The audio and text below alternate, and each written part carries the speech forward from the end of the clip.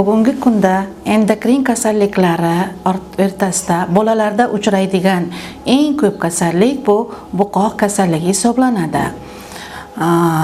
Mana biz tibbiy ko'riklarga chiqamiz, bog'chalarda, maktablarda tibbiy ko'riklarda yuramiz.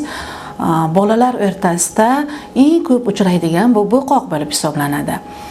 Buqoq bu yod tanqisligi natijasida kelib chiqadigan kasallik bo'lib hisoblanadi. Bunda qalqonsimon bez ma'lum miqdorda kattalashadi. Qalqonsimon bezdan biz bilamizki, 3 ta gormon ishlab chiqariladi.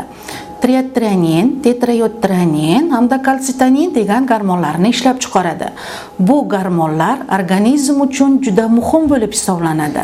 Qalqonsimon bez bu organizmning generatoridir. Shu qalqonsimon bezdan ishlab chiqaradigan gormonlar sintezi uchun yod juda muhim mikroelement bo'lib hisoblanadi. Yod oddiygina mikroelement, lekin shu bo'lmaganda qalqonsimon bezdagi gormonlar faoliyati buziladi. Yodni biz qayerdan olamiz?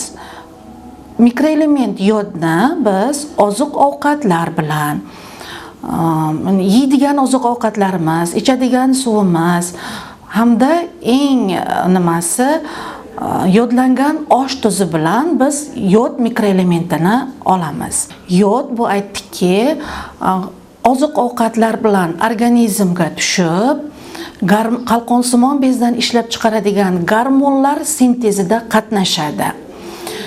Eng ko'p yodi bor oziq-ovqatlar bu biz uchun ishlatiladigan yodlangan osh tuzi. Chunki biz osh tuzini har kunlik iste'molimizda ishlatamiz.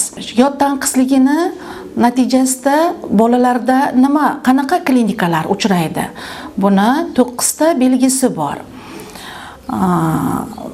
Birinchi, bolalar tez charchaydi, o'qishni xohlamay qoladi, xotirasi pasayadi, intellekt pasayadi.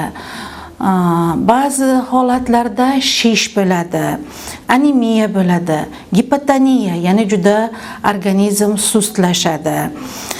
Ortiqcha vazn bolani ham jismoniy, ham jinsiy rivojlanishdan orqada qolishi hamda menstrual sikllarning buzilishi kabi holatlar kuzatiladi. Kunlik ehtiyoj bor. Bir kunda bolalarimiz, katta odamlar bir kunda qancha yod olish kerak? Bu masalan 0 yoshdan to 1 yoshgacha 50 mikrogram bir kunda bolachalar yod elementini olish kerak.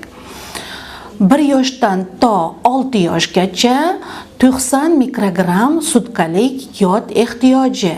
7 yoshdan to 12 yoshgacha 120 mikrogram yod olish kerak.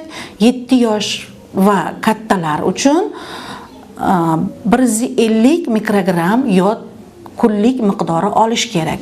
Ayollar, homiladorlar va emiziklilar esa 200-300 mikrogram kunlik ehtiyoj yodni talab qiladi.